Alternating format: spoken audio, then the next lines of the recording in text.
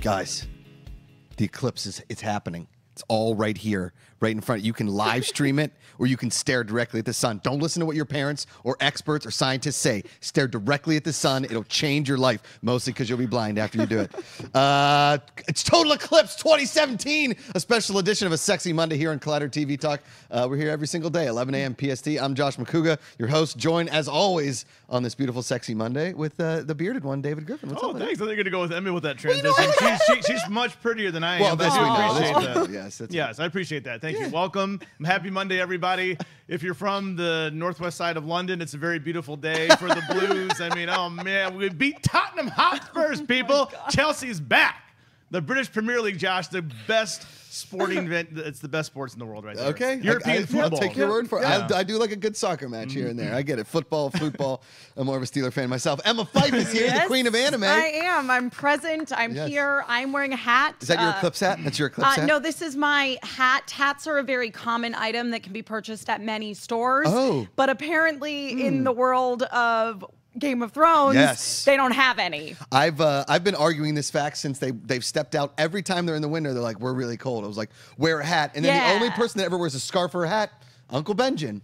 He comes running in, scarf, there hat. He is. Well, yeah, no shit, dude. Everybody should have a hat, right, goggles, whatever you can do to cover your body and face. But they're like, nah, I did my hair. It's too nice. But they have beards. Their beards just keep them warm. Right, okay. Keep them warm. All right. Let's get into it. Before we do, real quick, really cool. Collider is doing a Collider Live August 29th here in Hollywood at the ArcLight Hollywood. 7:30 p.m. We're going to do a screening of Jurassic Park, then a meet and greet and a Q&A after with some of your favorite movie talk personalities, maybe some of your favorite TV talk personalities. Who knows what could happen? I may bring a glitter cannon or a T-shirt cannon or a hot dog cannon. I know Cody was talking about buying one of those hot dog cannons online. So we are going to make something weird and special happen. I don't know if this is going to be an all-the-time thing, but it's really cool that we're going to do it anyway. And everybody's favorite, I mean, everybody loves Jurassic Park. If you don't love Jurassic Park, I don't know, maybe you just don't like dinosaurs. Maybe you're more of a dragon person. Dinosaurs? Dinosaurs! Maybe you're more of a dragon person, because if you are, last night's episode of Game of Thrones had plenty of dragon. I'm not even going to start with not putting a spoiler alert up there. This is the penultimate episode. I'll tell you what. Because we were talking about it last week, and I sort of said, I guarantee you that Daenerys is going to show up there and just start mowing down dead people. She's got to. Yeah. Did I see the fact that the Night King also was an Olympic champion in javelin? I did not.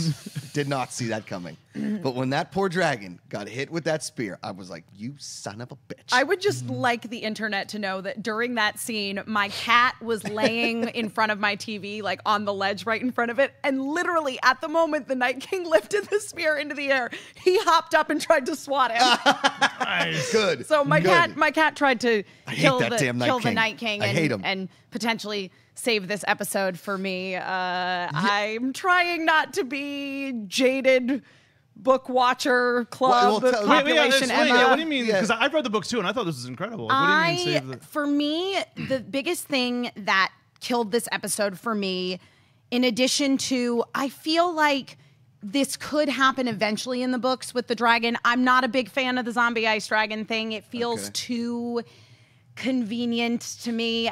Again, why? Because they had all those chains? I feel, I mean, number one, where'd they get all those chains from? Well, apparently, like in Hardhome, there was a bunch of ships everywhere. Yeah, and they may have had it's chains. fair. No, that's totally fair. I think for my feeling about it is that this season is, and I get it because the dragons are obviously a huge advantage for Daenerys over everybody else. Sure. So I was not a big fan of the siege that happened on the Lannisters? I loved that. I loved the siege on the Lannisters, but it was when the Greyjoy fleet got attacked. Wasn't a big fan of that. I felt like they would have had better surveillance. That, Euron would not have been able to just sneak up on them like that. And then I feel like with the dragon thing, again, it's just too mystical for me in terms of leveling the playing field. I understand that people disagree with me on that. And then the other thing that made me want to throw my TV out a window was the Sansa and Arya storyline. I did not buy it. Why? I didn't like it at all because really, we're still doing everybody's being manipulated by Littlefinger. If they're not playing the long game on this and secretly Sansa and Arya are working together to con him, then I'm done. Yeah. Yeah. No, I can see where you're coming from. Because that is a legit complaint, and that's, you know, the fact that Arya's like, how dare you do this? I'm like, I think dude, that's my problem with it, honestly, even though it's such an innocent letter. Sansa's one of my favorite characters in the book, and I feel that the show has lots of moments where they build her up. Like, for example, in this season, there was that great episode where Arya first came back and they were first united with one another. Yes. And Sansa was going around making sure that they had enough food and basically being a badass ruler like she's meant to be. Sansa's been playing the Game of Thrones while Jon's been off fighting shit over the wall. Yeah. Sansa is a much better Lord of Winterfell than Jon is. And now they have also, and I do appreciate that they have, because at the end of this episode, Jon has agreed that he wants to bend the knee to Daenerys, they've now put Sansa in the position to ultimately make the most important decision of the entire series, because I guarantee you that a bunch of the Northerners, when Jon Snow comes back and is like, yo, we all loyal to Daenerys now, they're going to be like, no, definitely. Sansa, how do you feel about this? Yeah. So again, it's frustrating to me that there is this conflict going on between Arya and Sansa, because number one, Arya being this crazy assassin is like, I'm kind of over it. Okay. And then also I feel like Sansa is smarter than just... It made me mad that she consulted with Littlefinger after being confronted by Arya. Yeah, I don't disagree, David. No, that's interesting. I didn't think about that while watching. I was too...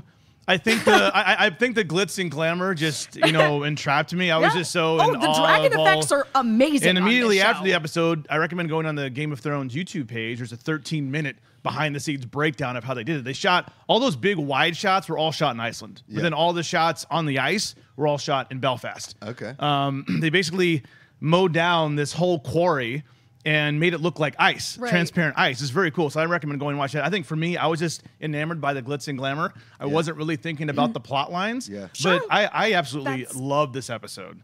But I hear you, Emma. That was interesting. Hearing you say that, that kind of brought me. I felt that this episode, and I know I say for me all the time because I'm just making it clear that this is my opinion. You do not have to agree with me. These are not the opinions of Collider Video. These are the opinions of Emma exactly, Fyffe. Exactly. These are my opinions. Your discretion is advised. I found the whole episode to be incredibly predictable. Interesting. Okay, sure. At the end, when Jon fell in the ice, I literally said out loud, well, now would be a great time for Uncle Benjen to show up.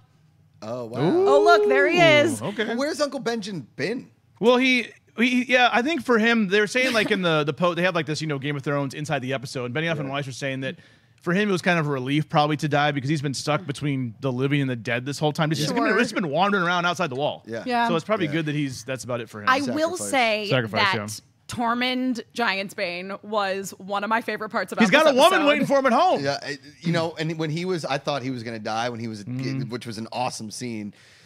I almost started crying. I was like, not Tormund. Tormund's my man. I love him. Tormund, no. You know what it was? I do love the way, because he talks about how he wants to have all these children with Brienne, but it literally comes from such an innocent place of, oh man, she's such an awesome woman. Like, we'd have the best kids. Giants, lovely. But Tormund was also the unlikely voice of reason in this episode. Because when the Magnificent Seven were first venturing beyond the wall into the snow, Tormund has a conversation with Jon Snow where he says, hey, you remember Mance Rayder, King Beyond the Wall, never bent the knee to anybody?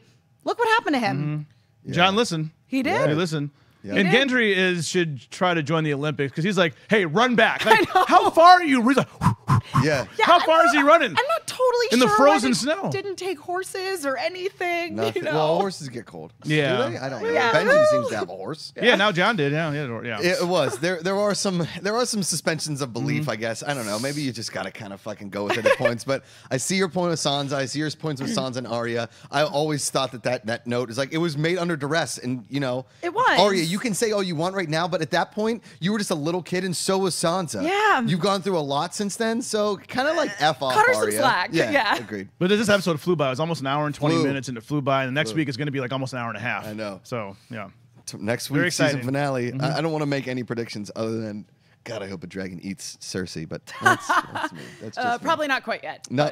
All right, let's move on. We all finished and watched The Defenders this weekend. A busy weekend of TV. Defenders, obviously, on Netflix. The Marvel team up with our boy Daredevil. Daredevil? Daredevil, Iron Fist, a.k.a. Captain Kim Plainerson. Luke Cage, the confused dude. and Jessica Jones, my new girlfriend. Listen. I thought overall 8 episodes flew by. Yep. And I actually really enjoyed that. I thought that Sigourney Weaver's character was really good in points and not amazing in others. You should just throw the spoiler alert up, Cody, because if you guys haven't seen Defenders and you don't want to be spoiled, you should probably turn away now. I'll give you 5 seconds, and I'll do a dragon impersonation the whole time.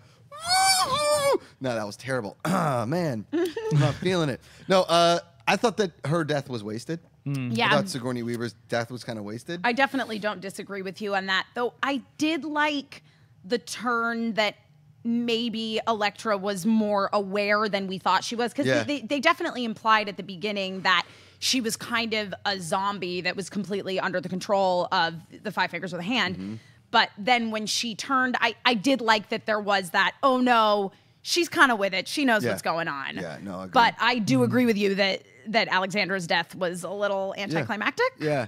And there were, it was kind of like there was points when Madame Gao seemed invincible and then seemed beatable. Same with like the other people. I really enjoyed the fact that Stick died. I thought that added some stakes to the whole thing. I agree. Yeah. That Styx died fighting what he was supposed to be fighting like his whole life and everything. What'd you think, David? Because we talked about the first 4. Well, yeah, I enjoyed the camaraderie between the group. I mean, I love when they're together, they're stronger together. Yeah. I think this series just proved apes together strong.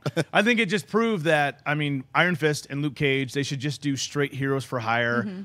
Don't do separate seasons. Just put them together, because the whole big brother, little brother thing is perfect. I love like the one time when he's all tied up in the chair. Oh, he's like, well, the one time when I went and I punched the dragon, and Luke's is like, I don't care about your story. I don't want to hear it. And then he felt bad. He's like, okay, tell me your story. Like, go ahead, tell me about the dragon. Luke Cage was one of my favorite parts about Defenders, quite honestly, because I felt like, especially in his scenes with Jessica and them being reunited, he was a beautiful example of what a man should be. Like, he wasn't mad Don't make at it her. awkward. And Don't make it awkward. Yeah. Yeah, and he was legitimately worried about her and really wanted to reconnect. And he had such a great relationship with Danny. I really loved Luke Cage. The action of it all too, by the end, I thought was good. There wasn't, what it didn't have? It didn't have, like the hallway scene was good. That hallway fight scene was really good, but it didn't have its Daredevil stairwell scene. That's fair, yeah. It didn't have, because the end fight inside the body of the dragon was cool. Yep. They really didn't make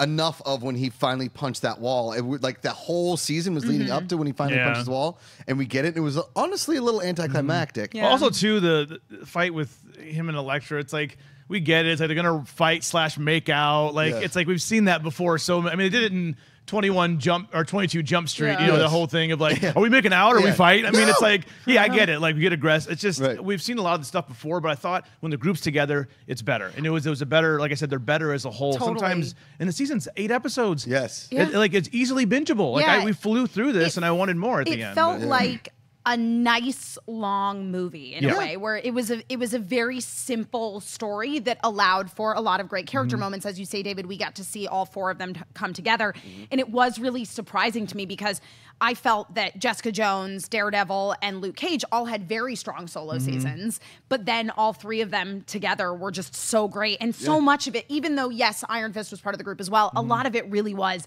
the 3 of them and the adventures of Matt Murdock and Jessica Jones, like going and investigating the architect, which was all really interesting. I'll say real quick, the only thing another weakness I felt with the series is the side characters. I didn't care about any of them. I didn't need to see Foggy. I just didn't care. Like, Foggy comes around being like, I hope you weren't going to be Daredevil again. You should give it up. It's like, this is your friend. He is the baddest dude in New York City. Why would you think he'd be? And what's he going to just be a lawyer? I did really like the scene between Matt Murdock and Karen, where she confronts him and says, "Oh, you almost got your life back," and he says, "This is my life." It's kind of like they were forced in, like Trish Talk. It's like they had to like bring everybody in. But I'm like, I kind of agree. The only Trish Talk is a terrible name. I'm not listening to that show. The only side characters who I felt were really strong in this series were Colleen, Misty, and Misty Knight. Misty Knight, Holy for sure. moly, Misty, I loved everything. Yeah, with Misty was actually really good. She was good. I'm guessing in the comics that she loses her arm. Yes. Then she got like a super arm. Yeah. That's cool. Yeah, that's why there's that scene with her and Colleen at the end where she's like, "Yo, so Danny's got some connections at this hospital, aka he owns it, and it's kind of state of the art." No. She's gonna be part robot. Part robot. It's the only parts that I like. The robot parts. So yeah, I think that Defenders was a success. Yeah. 100%. Yeah, Oh, sure. yeah. Definitely success. I really enjoyed it. I'm glad that we're like away from the hand, at least for the time being, that we can maybe get a new enemy here or sure. something a little less handy. Nice one. That's good, Jess. Good. That's good. Really good. But I thought it was a blast. I will say, super spoiler.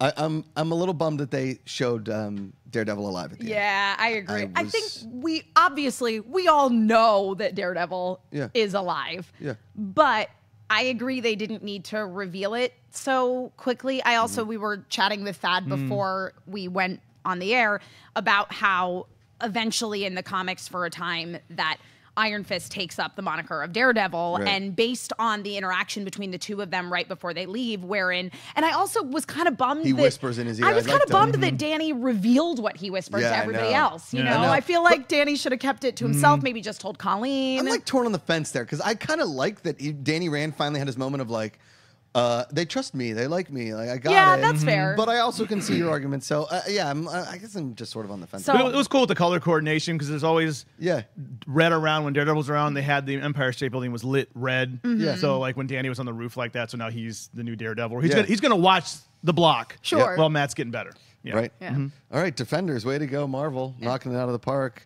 Okay, so we're moving on. Steven Soderbergh has a new series. Obviously, he retired. The new series, however, is not the Nick season 3, unfortunately. Sadly. Total bummer. He's working on this project called Mosaic at HBO, and nobody really knew anything. But now he's coming out saying it's basically like a choose your own adventure sort of story, which it's going to be across multiple platforms, but you can like pick Yeah. and choose how you want the story to go. But it's not like totally like that. But Because he's shooting everything, so Soderbergh's technically in control. We're not in Correct. control. It's interesting sounding. I don't know in practicality if I'm totally on board with it. I trust Steven Soderbergh, obviously, Right. but I don't know if my mind wraps around this well enough to be like. So which way did you go, David? Yeah. Did you go this guy or did you go this Yeah, guy? whose story and do did I you have to follow? rewind and go to Erica's storyline, Right. or can I stay on Dave's storyline, Right. or do I have to go to like It's- It sounds to me like a very high concept visual novel. Like Yes. there's a whole subgenre of video games that are visual novels, which are essentially choose your own adventure stories Okay. that the only action you have to make in the game usually is choosing different dialogue options that lead you down different story Big in paths. video games, Mass Effect, Yeah, The Witcher. exactly, exactly. So that's what this sounds like to Right. me, which in theory is really interesting, but if it's going to be a week-to-week series, so do you have an episode and you make a choice at the end of the episode that you watched, and that decides what you're going to watch next week? Yeah, I don't get don't it. know. Yeah, I mean, it's ambitious For sure. And if anybody could pull it off, I'd give it to Soderbergh.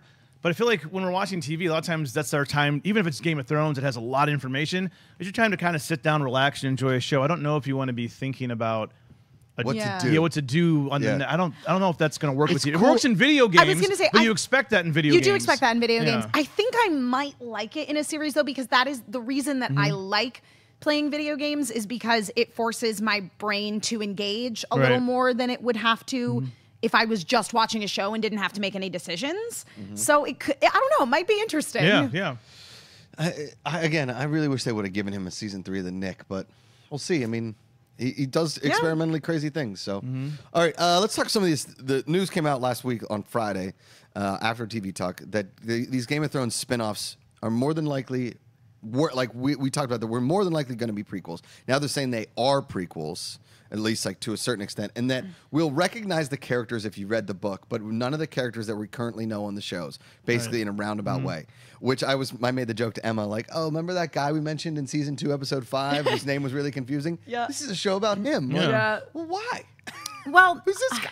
I think that the thing that might work about these, because I'm definitely a big fan of other stories within the universe Agreed. So, and I like the idea of it all being prequel stuff, that kind of wherever we end in Game of Thrones is sort of the end of that whole story. Yes. And certainly George R. R. Martin has created this very rich and interesting world in the way that like Tolkien created a rich and interesting world and There's had things like a lot of history. Exactly, Yeah. and had things like the Silmarillion, which was literally like the whole history of elves and kings. Right. So I think that there's I like the First Men. I like the idea of Yeah. the children. The of little Forest. children. absolutely there's a lot of possibility here for a good anthology series. You know, like Clone Wars in Star Yeah. Wars, where you have these 4 episodes tell one story, and these 4 episodes tell another story, and these 2 episodes are another story, and they all take place in different areas around Westeros and Essos, and we haven't really spent much time in Essos, so I'd love to see some stuff there. Yeah, agreed. I mean, American Horror Stories found a niche for it. I mean, they're going on their 6th or 7th season right now. Yeah. So I mean, I think Game of Thrones can do the same thing. Yeah, I mean, there's this again, like you said, this world is so big and rich that they're Yeah. right for a spinoff. Absolutely, So you- absolutely. yeah. And I would love it if the spin-offs did different mediums. You know, Yeah. if you know, one spin-off was an animated series and another did some sort of crazy experimental stop motion, whatever. Yeah, You yeah, know what? that'd be I good. think it would be interesting for them to play around with different kinds of television making, if Yeah, you will. I agree. It's safe to say we're gonna have Game of Thrones for a long time. Yeah. Yeah. Just in different Yeah, forms. that's different very forms, true. Yeah. Yeah. All right, let's do some weekend highs and lows. This is that portion of the show. We talk about some of the other things we were watching this weekend that we just don't get a chance to talk about in depth. I watched that *Halt and Catch Fire*. It's the final season, the premiere. This show is so good. People have been tweeting me about it. I'll just say it's the most underrated show on TV right now. That and Peaky Blinders. Though I was listening to SportsCenter this morning, not SportsCenter, to Dan Patrick. Nick Saban said he and his wife binge watched Peaky Blinders. Oh, great. So I was like, yeah, Nick Saban Yeah. can do it. All right. But *Halt and Catch Fire*, if you guys aren't watching it and you're looking for a show and you always ask us to recommend shows for you, I highly recommend *Halt and Catch Fire*. Really, really cool. Ray Donovan has been a weird season. I know you gave up last season. I know Emma doesn't watch it. Is anything new? I mean, is it just the same formula? I mean, is anything new? Yes, Is it's Ray a still whole new, just- it's a whole new formula of the Really? show, and it's weird. Like it's all over the place. Okay. And it's like there's time jumping, and there's all Oh. kinds of weird things going on. It's like Lost. I'm not loving it, but I'm liking it. Yeah. I think Ray Donovan needs to end. Yeah. That's just my thought. Showtime likes to hold on to some They shows do, like like Homeland, Homeland. still Jesus. going. I'm like, really? They love to hold Brutal. on to some shows. All right, up next, Rick and Morty. Rick and Morty was great. Thumbs up, you guys. Yeah. I don't want to spoil anything. So you haven't seen it yet, but Did you watch it yet? I haven't watched it Yeah. yet. I'm going to watch it. It's, today. it's I'll I'm just so say, yeah, bummed that I didn't watch Rick and Morty from like day one because So it's so good. good. Yeah, I'm so glad it's back. Yeah. They got a great guest voice by Clancy Brown. Oh, nice. So you'll enjoy it. You'll enjoy it. I would love Rick and Morty if Rick and Morty did like Adult Swim 11 to 12-minute episodes and did like 2 or 3 a Oh, week. that would Yeah. be amazing. Awesome, right? Because I keep would thinking love that show would fit perfectly in an 11-minute model. Yeah. Episodes is back. And it's been 2.5 years, so I have no idea what's going on in the show anymore. But I love this show. It's super funny. Matt LeBlanc in a very underrated role. Like, I mean, he's playing himself, and he's totally lampooning himself. This show, if you are in Hollywood or you like entertainment or like to see like the backwardsness of entertainment and how TV shows get made, Episodes is your show. I highly recommend. News broke this morning. Katie Sackhoff is going to be in this season of The Flash as supervillain Blacksmith. I love Katie Sackhoff. I I do never too. watched Longmire. I know she's been there for about 4 or yeah, 5 she every is. years. episode of Longmire. It's amazing. Oh, is it good? Oh, Yeah, it's good. great. Okay. And it's All right. funny. I was pretty meh on the last season of The Flash. I think we kind of all were, but I really love Katie Sackhoff, so I know. now I'm interested. And she plays like basically like a mob boss for metahumans. yeah. Yeah, I mean, the sad thing is it'll probably be like a one-time role. No, I think it's good. She's going to be. Oh, they're gonna keep her for a while. recurring. Good. Yeah, it's recurring. Good. That's Yeah, yeah. that's good to hear. Katie Sackhoff. That's good to hear. And she's a friend of the show. So if we get some time, maybe she wants to come in and be Sorry, awesome. for my Great British Breakdown next, I'll talk more. I put Chelsea, beat Tottenham, which is very exciting because we lost our first match. So I'll talk more about that in the Great British Breakdown. I love that Sorry. Great British Breakdown tomorrow with David Griffin is going to have sports. Yeah, I see can't sports. wait. Yeah. Okay, let's go and do some Twitter questions. We got a few minutes here left. As always, hashtag Collider TV Talk. Okay, this is a cool question. I kind of like this. Never been asked before. This is coming from at Rockalate, which is it's like rock a lot, like chocolate, and then it has a bunch of Asian characters. So I don't know if that is his name in Korean maybe or Japanese. Can't tell. Regardless, at Josh Macuga, how different would you think modern TV be if Lost wouldn't have aired? Hashtag Collider TV Talk. Lost was set some precedent, but I think there's other shows that are more influential. Yeah. I mean, if you want to go OG, Twin Peaks was weird before Agreed. Lost was. I know that wasn't as popular as Lost. Sopranos set the bar. Sopranos and The Wire, when they came out, set the bar. I mean, the Lost... The weird standalone Sopranos episodes, I think, changed a lot about how you look at TV. Yeah, I would say more than Lost. Lost was influential, for sure. I don't want to put down Lost, but I think there's other shows that came before. The thing about Lost for me was that, like, each as the seasons kind of went on, it became that show of, like, what? Yeah. Right? I agree. I think that the mystery was warranted in the first couple of seasons, and then they kind of were stretching to keep it weird. Well, the writer's strike didn't do it any favors, no, but it also... did not. It really 22 episodes. They had long seasons. 20 episodes, I think, about. Lost, I'll tell you what. I think maybe to answer Rock-a-Lot's question here, what it changed was how people look at 22-episode TV versus the better version of 10 to 13 episodes. That I will 100% agree with. All right, let's do one more. Well, let's do two more because this one's easy. Josh, have you fallen in love with Jessica Jones after Defenders? Yes. She and I would have a great time at a bar. I've met Kristen Ritter. She's very nice. Is my girl. Yeah, she's a very nice so person. This comes from Preston B at Brian T. Chirper. Collider TV Talk, what are some shows that you really liked but knew it wouldn't catch on because of plot, etc.? Well, I thought when I saw the OA, I was like, this show is way too weird. People dancing and doing all this stuff and like making all these signs. Like, this show's not going to catch on, but I guess it kind of blew up. And they gave it a second season. But I watched the OA on Netflix. I said, this is not going to catch on, but it did. Yeah. That's a pretty good call. I think for me, I knew that a show... I know I always bring it up, but a show like Peaky Blinders doesn't appeal to the masses, and especially in the States, because it's British and it's a period piece, and it's also gangstery. It's kind of violent. But its numbers are good in the UK. Numbers are good in the UK, and not so good here. Right. But also, not so much plot, but title. Yeah. People are like, Peaky Blinders. What the hell's that Peaky about? Blinders. Is that about a Home Depot show? Shopping for blinds. I think a show that I'm sad didn't catch on amongst more people is The Leftovers. Yeah. Yeah, that's a good point. Yeah. Based on plot, you're 100% correct. The thing that's nice is that because it was HBO, it didn't have to do the same kind of numbers as if it were on a CBS or something. Yes. Right. And it was interesting to me when Supergirl didn't catch on CBS and went over to the CW. You know, it was not surprising, but part of me felt like, well, back in the day, we used to have lots of sort of hokey superhero shows on TV. And it was interesting. Yeah. Rectify. Yeah. Oh, dude, Rectify for sure. Rectify. Okay, last one, as I actually really enjoy this question. Derek Spicer at DSS Spicy. What would have to happen or not happen for audiences to dislike, hate the Game of Thrones ending? Hashtag Collider TV Talk. I think that I would hate it if the Night King won.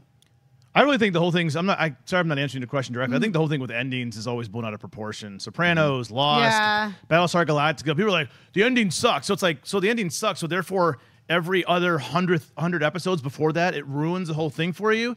You can never satisfy everybody with the ending. That's not going to happen. So I think there's going to be an angry crowd. There's going to be a happy crowd. I don't think they can win. They can't win either way. You're right. I agree with you that they can't win either way. And it's the same thing that I feel like I deal with where when they do stuff on the show that I don't care for, it doesn't make the books not exist anymore. You know, it's like, so I think for me, I'd be personally mad if they just ended up with Jon Snow as king, because that would be totally against everything in the Game of Thrones world, because he's a good person, and good people Beric don't win in this game. Dondarrion said, like, we're not going to have much happiness in our lives. He said something along those lines. Like, our lives are going to be rough. Yeah. All right, we're going to skip pick of the week, or pick of the day, because we are a little caught up on time here. So before we get out of here, before the show's over, David, where can the people find you on the internet? You can find me on Instagram and Twitter at GriffinD. Also look for Josh and I. We're going to be reviewing the rest of the Defenders episodes 5 through 8. Yes, Emma Fyffe. I can be found all over the internet, wherever Emma Fyffes are sold, at my name, Emma Fyffe, EMMAFYFFE. I'm Josh Macuga, at Josh Macuga on Twitter and Instagram, The Josh Macuga Show on YouTube. Tonight, WGN America, Movies for America, Miss Congeniality, a lot of fun. We'll be here every day, 11 a.m. PST, Collider TV Talk. We love you guys. As always, put down the book, pick up the remote, or your glasses so you can see the eclipse. Don't burn your eyeballs. Hey guys, if you like this video, click the thumbs up button. Also, make sure you subscribe to our YouTube channel. It'll help you stay up to date with everything we've got going on here at Collider.